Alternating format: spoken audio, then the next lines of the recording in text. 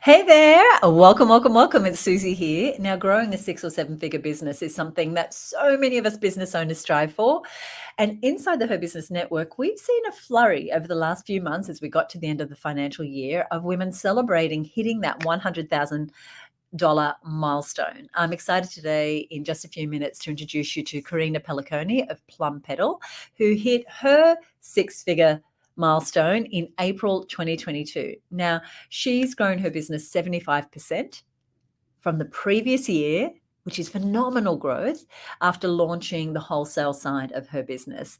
But the shift in her revenue and in the change in her business model did not happen overnight. Karina has been a member of the network for a number of years, so I've had the great pleasure to see her move through the various stages of finding her ideal client, finding her ideal products, getting her distribution right, finessing her marketing, upgrading her website, building a platform on social media, getting better at email marketing, so many things. But this change from business to consumer to also incorporating business to business has seen a big shift in her business. So she's going to tell us all about that. Please welcome Karina. Hey, Karina. Hi, Susie. How are you? I'm really, really well. Now, I've mentioned your business name, but I haven't said much about what you do. So why don't you go ahead and introduce yourself? So I'm KARINA Pellicone, and at Plum Petal, we help curvy women 35 plus feel beautiful and confident when they wear the extensive range of statement jewellery that I sell via the eCommerce store. Now, I want you to notice a couple of things that Karina said. And firstly, if you're here watching live, go ahead and say hi and let us know that you're here. So Karina said something about helping curvy women 35 plus. So she not only has a specific age group, a specific gender, but also a specific type of woman. So she sells statement jewelry. So not, fine, intricate little jewelry, but statement jewelry. So for women who are curvy and 35 plus. And that granularity when it comes to your ideal client, that has allowed Karina to stand out in a marketplace where there's so many people selling jewelry. But if you're a curvy woman and you're 35 plus, then Plum Petal is the place to go. Tell us a little bit about the products you sell. Now, we've said it's a jewelry store, but give us a sense of what it is. So over the last 9.5 years, I've specialised in statement jewellery. So the pieces, the main collection consists of 2 ranges. It's Make Your Statement, which are big, bold, bright, colourful statement pieces. And that is where I've expanded the range because it's now including things not only like earrings, but also specialised large statement necklaces and bangles. Now I've branched into lovely hair clips and also beaded accessories and bags.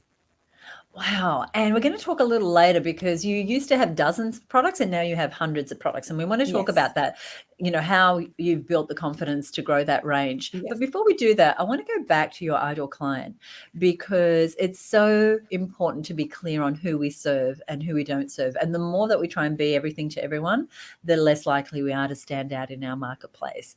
And your ideal client, tell us how you identified that she was the ideal client for your products. I started in the early days at markets, and I had a lot of women that would come through the stall and I would talk to them. And the kinds of ladies that would gravitate to my larger statement earrings were women that were in the 35, maybe 40 plus age group. They were curvy and they would tell me that they really like to bring attention to their face because they're either they might have had a big bust line and they don't want people looking at their boobs, obviously. They're wanting people to focus up higher and look at their face, and same with their necklaces. So they also would be women that told me they'd predominantly wear a lot of black. So they were always looking for things to brighten their face and to give them more confidence. So that kind of influenced me to go, hey, there's a real need. And also a store where women can confidently go in and buy and not think it's a Levisa or something like that for a younger generation. It's actually confidence in the brand to know, hey, this is for a woman who is 40 plus or 45 or even 50 plus. It's not for the younger generations. I love that's that. how I did that, yeah. I love that, because you're saying this is an environment that I've created just for you, and I'm Mm. stating who you are. And if you go to Karina's website and I pop the site up, I'll pop it up again, you'll see that the models used, the real clients that are used in the photos, they represent that ideal client. And because Karina's really, really clear on her ideal client, you're not going to find a super slim 18-year-old woman on her website, because that is not the ideal client. Now, does it mean that they're earrings, and so obviously you can wear them whatever age you are, but she's still focusing in, and that differentiates her from the younger brands. Um, I mentioned that you've gone from a few dozen products to having now hundreds of line items and expanding, as you said, to accessories and other things. Mm. What has given you the confidence to expand your product range? Because that's obviously inventory, it's dollars, it's an investment, it's more pages on the site. What has helped you grow your confidence in yourself? So I can tell you where this story starts. It started when I was doing the Business Accelerator program with you a couple of years ago, and I had closed down my old site and I was working on my new website, and you were aware of it. And I said, I haven't quite got my products up online yet. And you said to me, get your first 30 done. I want you to get them done by Friday. I think you'd given me 3 or 4 days to get it done. I was like, right. So I got my first 30 products up there. And that was a starting point just in the retail. I was just working in a retail world at this point. I hadn't gone down the wholesale. And this is pre-COVID times, obviously, as well. And then I knew I needed to start obviously building the range, because I needed to be competitive in the market amongst other competitors. I mean, it is a very competitive area. Jewellery, it's everywhere. And to be competitive, I had to have the bigger product range. So I started to expand and bring out collections. I went from 2 collections back then to now 6, plus a junior range. Fantastic. There was also, so then we sort of started entering into the COVID times, and a lot more shopping was being done online, obviously. And, isn't that interesting? I just want to point that out, because you'd think, oh, well, people aren't going anywhere, but everybody's doing this, right? Everyone's on Zoom. Everyone's needing to look different from here up. What a wonderful opportunity that you couldn't have planned for, Yeah. So it was the COVID times. And I think the other thing that really lifted me at the time, I was entitled to the government grant. There was a little government grant for small businesses. So then I was like, hey, this is an opportunity to reinvest some of this money into more paid advertising. So I went down the path of paid advertising. And then I was like, this is still not generating enough income to build my business. I then needed to go down the path of a wholesale business. And that's when... Which is totally different, right? Which is a big move. And so just to explain to everybody, we can have multiple streams of income. Some of us have a low priced item and then we build a higher priced item. For Karina, earrings and accessories, they're going to have a particular price range, unless she went to precious metals or precious stones, whatever. But she saw this other opportunity in now wholesaling. So tell us, so was it COVID that inspired that, or? Yes, 100%. It was. So tell us a little bit about that. What was the opportunity that you saw? So my figures weren't I was looking at how I was tracking, and even though I'd gone and invested all this money in this paid advertising, it wasn't enough to pay for everything, pay for new stock, to pay for the cost of running the business. Because even though you're an online store, there's a lot of hidden costs. There's a lot. And I thought, I've got to try something or I'm not going to have a business no more. So I went to my web designer and I said to him, can you create a wholesale plugin, which is a complete separate website and program, and plug it into my Shopify store, which was, at the time, my Shopify store was 1 year old. And then so now it's coming up to being 3 years old in September. And so 2020... September 2020 was when I launched the wholesale website. And I started contacting Western Australia, because a lot of the East Coast was still in lockdown and Western Australia was operating. So I started to launch my business in a state that was in full operations, because they were still getting along with life. And it was enough to start to generate enough income for me to run my website and run everything. And then I went to Northern Territory and I got a few more stores there. Very and clever then strategy. I went to Queensland because Queensland was still operating. And then finally, once the east, like New South Wales and Victoria started to open up, I've now worked my way introducing myself to more and more stores. I've got around about 225 stores now on my email list. So not all of them are current stockists in the sense that they don't have an area to put the product at the moment, but I've got still a huge number of those who are stocking my label. So Fantastic. it's been 20 months now. That's huge. The growth was significant. And the way that I did it was I had to get the courage to cold call and make the phone calls. And the second way that I've actually done it is I message on Instagram. So I spend my evenings, I'm putting my kids to bed at night, and while they're falling asleep, I'm on my phone just looking through all these different stores, and I send them an introductory message. And if they reply to me, then I will continue to make contact with them. So Instagram and cold calling via a message has actually introduced me to a large number of stores. And in one way, it's been better than cold calling because they can straight away go and have a look at my gallery and go and see all the products and what they look like and what I offer, that I'm a real business. I love this story for so many reasons. And when we look at what Karina's doing, she's using, it used to be called guerrilla type marketing, which is it's just grassroots level. I'm going to send a DM to a store on Instagram and see if they respond. Or I'm going to, what was the other way? I'm going to cold call, which a lot of us are like terrified. But she has built these hundreds of people now on her list and built her distributorship. So sometimes we think, oh, I've got to have some big fancy campaign. No, you just need to get in there and do the fundamentals to build the relationships and get the business going. I absolutely love that. And it shows your grittiness. It shows your commitment to growing the business. And I'm sure there's a lot of women watching who can relate to the being in bed, putting the kids to bed, and then suddenly still doing, some of the core work. Now, we mentioned earlier and at the outset that you hit six figures in April. I will come on back to that, but I also know that in the last sort of 24 months, you've built a team, you've changed your marketing, you've changed your business model.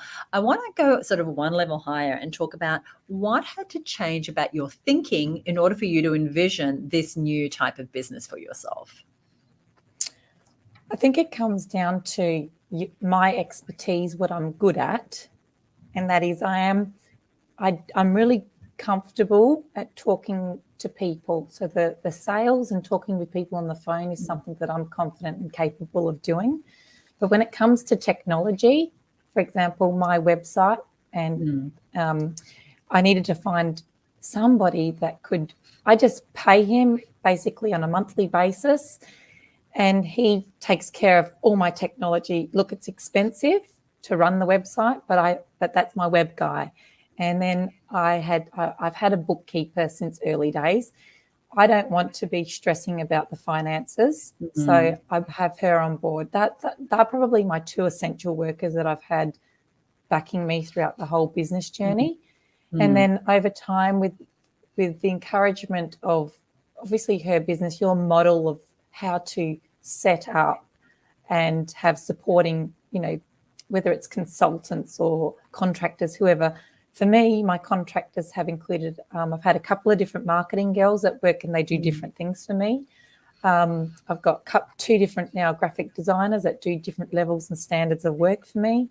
Who else am I forgetting? Well, the thinking is that you don't do it on your own. Like that's the big shift in the thinking. You can't. You had to. Yeah. Well, you wouldn't be where you are now if you were trying to be the bookkeeper and the marketing assistant and the web person. And I don't know about you, Karina, but I think that if I was starting another business, one of the first things I would do is look at who's on my team. Whereas sometimes we wait too long to start to bring on those people. Do you know, it's been a real sense of relief. So I've got also 3 casual girls that come and work for me, packing and processing the orders now, because Very good. I don't, if I have to, if it's something that I need to do quickly, and I just will do it. But overall, I cannot spend my time processing orders when there are all these other, things that I need to be doing to actually think about the development and expansion of the business. And I would much rather be either speaking to people, talking to potential businesses, because that is what I like to do. And then I have the girls And who are that processing. is what you ought to be doing as a business owner. Yeah. I love this so much because you've really put your CEO hat on, and that's why you've had a record year. That's why you've had a record year. How did it feel when you were at the bookkeepers or at the accountants and you saw your figures for the last financial year? Well, I I hope you admit, felt really proud. I was, I have to admit that figures and finances aren't my strength. I have a wonderful accountant and I have an amazing bookkeeper, and she tracks a lot of this stuff for me. And I've been also, something that I've also started to do is have regular monthly meetings with her. I think it's something that you suggested to do, regular little catch-ups. We do a Zoom call, and she'll tell me, this is how you're tracking. This is where your money's been going, and she fixes up anything on Shopify, and she just does everything like that I don't need to worry about. But then when we meet, we talk about it. So it's not like I'm not across it. And it's something that I suppose I don't enjoy, but I need to know about it. So it was at that meeting in April, she's like, hey, do you realise, you have officially this year now reached your 6 figures? And so I was very excited. I was like, finally, all this hard work is really paying off. And it's kind of like leverage to go, hey, I want to do this all over again, and I want to do it all again next year, and I want to do bigger and better. And from that, I'm working on a brand new label now for stores that are wanting a little bit more upmarket product. So you can't get time to do that level of thinking, to do that level of pivoting if you've got your hands in the orders and you're stuffing, boxes. No. And it's important that, and I'm sure you've got your head across the quality control of all of that you're doing, but you're not having to do the doingness. And it can be a bit of a tough one. But the moment we make that decision that we are going to be the owner in our business, that we are going to seek support in the areas that we're not strong, that we're not going to try and do the bookkeeping if we're not a bookkeeper, or do the web design if we're not a web designer. And even if you are, you cannot grow a 6-figure, sustainable, profitable business if you're doing all the bids. Now, I know you've been a member. Yeah, go ahead. I was going to say, I was telling you before, and just before you jumped online, I went away to Queensland. I went away to Queensland for 11 days. And 2 of the girls came in and worked for me. One of them was in charge of running the company, and the other girl was supporting her in packing. So whilst I was away, yes, I had my laptop. Yes, I was across all the orders that were coming through, but I took 11 days break, and I didn't have to do anything except just, I was available if they needed me. That's it. They did shipping, packing, processing, contacting customers, the whole lot. And I was like, hey, this is the real first time that I've gone away and the business has kept running. Right. And you said it's been 9.5 years you've had the business? Yeah. So in the past, I've had to just not process anything. Wow. I've been out, I've gone away at Christmas time, where technically we just shut down like a lot of businesses. But in the middle of the year, you can't do that. Well, again, that's something to be celebrated and congratulated. I mean, yes, the 6 figures, but yes, time with your family. I know you told me earlier the weather wasn't great, but that's okay. You were still able to have time out to do whatever you wanted to do while the business kept going. And that's the sign of a maturing business, of a business that's becoming more and more sustainable. Because while we have to do everything and be present every day, we do not have a scalable, sustainable business. Now, you've been a member of the Her Business Network for many, many years now. What problem does it solve for you and your business to have the support of the other members and to be a part of the network? That's a really big question, because I think there's lots of different components that it solves. But the main, I think, thing that stands out the most is that every month, when you're talking about a certain area of business, it reminds me to focus back on that, because business gets busy and I get so involved in being creative and the operations that I'm like, hold on a second, I haven't really thought that much about it. So there's lots of new things that I learn, because you're always on top of what's new, what's trending, what's happening out there. So I'm up to date, I feel, on business as an entrepreneur, but also the basic components of business. It just keeps me revisiting those, even though it might be the same topic and I've heard some of it before. To me, it's never old, because it's like, oh, I forgot about that. Oh, I've really gone off track. It just realigns me with keeping on top of all those things. Well, the fundamentals of business are the fundamentals of business, and that's what Karina is speaking to. And every single month inside the Her Business Network, we focus on one of what we call 8 growth zones. And these are areas of business that, whether you're a solopreneur or a micropreneur or an entrepreneur, you need to dial in. And so, for instance, we're just starting the month as we're recording this, and this month's growth zone is sales and marketing. So all month we're going to be talking sales and marketing, and more specifically, we're going to really be talking about really getting to know your ideal client. Whereas last month it was about people and who's on your team, and next month it might be about mindset and personal development. Another month it might be about our financials, and we revisit these at a deeper level. And who you were a year ago when we last did a particular topic is not who you are now, and your business is different, and your team is different, and your mindset is different. So we do every single month not only focus in on those areas, but we have challenges, we have implementation tasks, we give away hundreds of dollars in resources. We sometimes even have a way to rate your business. So one of the things that we're doing this month is all our members are rating their business against their ideal business when it comes to sales and marketing. And then you can see the gaps. Oh, I need to learn that. Oh, I need to go back and do that. Or you know what? I need to tap into those resources inside of the Her Business Library to learn that bit of sales and marketing. So so thank you. That's very, very valuable. I wanted to let people know, I gave you the website earlier. Now, this is a long URL, but if you just go to Instagram and find Plum Petal, you will find Karina's store. That is where she does videos. She shows you the latest collections. You get a sense of the products and services. One thing I didn't give you a heads up about, but I want to ask about, because one thing I know you've done, one of the best parts of the Her Business Network is the women who are in the network. So not only are they potential customers for Karina, but also strategic alliances as well. Would you give us an example of how you've been able to collaborate with other members in the community to support yourself and also their business? Yeah, Fiona Keary is one of the ladies in our network. She's been in the network for a very long time. She's a stylist based in Canberra, and we have worked together. We did a series of Facebook posts where we talked about different kind of personality profiles, and over the course of those sessions, we talked about if you identified which personality you were, what types of earrings and jewellery would be the best accessories, and how you can actually utilise, I think, Fiona's services together with my story, just one of many that Fiona obviously uses as a stylist, but to actually accessorise and put your complete outfits together. So Fiona has been a great influence and become a great friend of mine. Yeah, that's great. And we love seeing our members collaborate, because the great thing about the community is, firstly, it's a community of like-minded women. They're all women growing and scaling a business.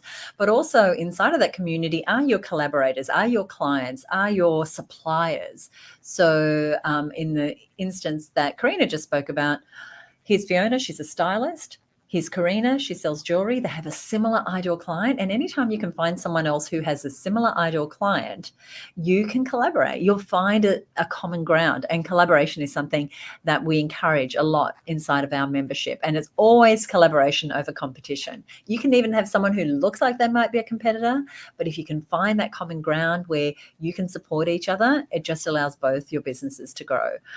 I want to say again, congratulations. I cannot wait to see where you are in another 12 months' time. We love your products and encourage our members to take part in all the different things you do. I also want to congratulate you, because your marketing you keep stepping it up and up, whether it's the naming of the collections or the way that you put it together. You really do put in place everything you're learning. Oh, and you get some love here in the Oh, group. Hey, thank you. Selena. Selena saying, fantastic, Karina. Well Oh, done. Karina. And Stephanie's saying, well done, Karina. Kicking those goals. Love your courage to do the cold calls. Yeah, Yeah. absolutely. Absolutely. Not an easy one. Is there anything you'd like to leave us with, Karina? Oh, I do want to ask you, are you coming to Her Business Live? Yes, I got my little red box. Oh, It's arrived and I good. put it Oh, away. And good. no, I haven't opened it. I do look forward to that event every year. I've attended a number of them and they are full of fun, and yeah, I love them. I'm looking forward to that. Thank you. Is there anything else you'd like to leave us with? I just would encourage people to, if you haven't joined the network, to think about it seriously, because I've turned my business around from struggling, and I've converted it into something that is actually working, and it's working really well. And to all the ladies that are out there, and if you're in the gap, because I have read the book, The Gap and the Gain, Which is our current book club yes, book. For those who are not members, every quarter we have a new book inside of it. And so The Gap and the Gain is the latest one. That's what Karina's referring to. Yep. So I've turned my thinking around, but it's been, at the end of the day, it's really persistence. If you every single day I do something for my business, and I think the attitude of never giving up is how I've gotten to where I genuinely have gotten to where I am today. It's been a hard road, but I love it. I love where I've gotten, and I love what I do every day. It's my passion. So particularly for ladies that are out there that are also moving from a full-time job to their passion, it's so good to get up in the morning. I get up really early to exercise and go to work, and I really love it. I love doing what I do. Thank you, Karina. Thank you so much. You know how proud we are of you and so excited for your progress. Thanks, everybody. Thanks for watching. Bye for now. Thank you.